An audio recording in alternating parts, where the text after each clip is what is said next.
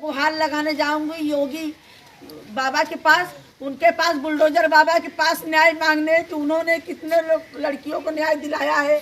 एक मैं भी माँ आ रही हूँ अपनी बेटी की न्याय मांगने के लिए उनके पास, योगी आदित्यनाथ के पास।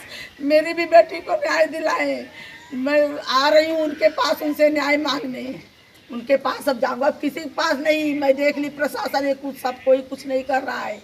अब सीधे योगी आदित्यनाथ के पास आऊँगी, झोली फैला के उनसे अपनी लड़की के लिए न्याय मांगने के लिए। जैसे सबको न्याय दिलाए वैसे बाबा मेरी भी लड़की को न्याय दिलाए।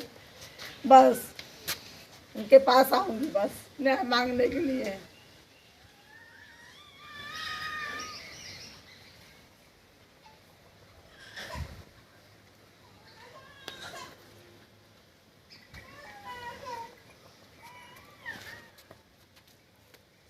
तो दोस्तों देख सकते हैं किस तरह आकांक्षा देवी के घर पे सन्नाटा छाया हुआ है और यहाँ का माहौल एक प्रकार से बहुत दुखदाई है। यहाँ पे मीडिया वाले आ रहे हैं, धीरे धीरे अपना दिखा रहे हैं, आवाज़ पहुँचा रहे हैं।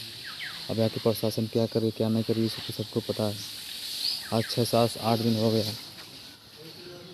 अभी तक न्याय नहीं मिला। अभी तक अपराधी जो हैं घूम रहे हैं हत्या करके और पकड़े नहीं जा रहे हैं। इस पर क्या कहेंगे हम लोग अपना काम दिखा रहे हैं, जो भी हम लोग का काम है आवाज़ उठा रहे हैं।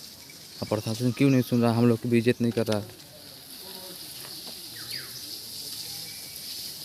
अब देखिए कभी ये भी घर कितना हंसता खिलता रहा होगा कि इस घर से एक लड़की थी जो भोजपुरी की मशहूर एक्टर्स से साथ साथ टैलेंटेड से साथ साथ भदोही जिले के नाम करती थी। आज हम लोग के बीच में नहीं है। बड़ी दुख की बात है क्योंकि हम लोग फैन थे इनके। तो दोस्तों यही होटल है जिस होटल में आकांक्षा दुबे ने आत्महत्या कर लिया और उनके परिवार का कहना है कि आत्महत्या हमारी बेटी नहीं कर सकती क्योंकि हमारी बेटी के अंदर कमी ही क्या थी। ना पैसे की कमी थी, ना ही दौलत कमी थी, ना ही किसी चीज़ की कमी थी, ना खूबसूरती, ना टैलेंटेड, किसी चीज़ की कमी नहीं थी। तो आगे कर फांसी हमारी बेटी कैसे लगा सकती है।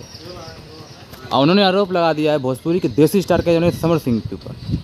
अब देखिए प्रशासन के ऊपर संज्ञान में लिया गया, प्रशासन ले रही है। देखिए कब तक समर सिंह हाजिर होते हैं, अभी तो छुपे हैं।